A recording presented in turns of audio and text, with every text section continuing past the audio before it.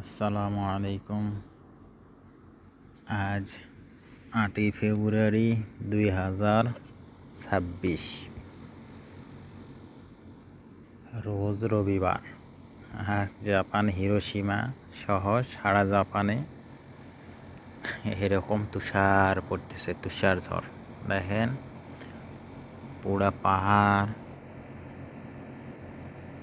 সব কিছু সাদা হয়ে যাচ্ছে, পুরা পাহাড় সাদা হয়ে গেছে।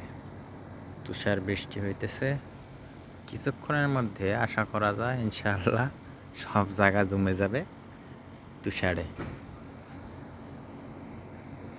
দেখেন অবস্থা, বৃষ্টির মতো তুষার পড়তেছে, সব কিছু সাদা হয়ে যাচ্ছে।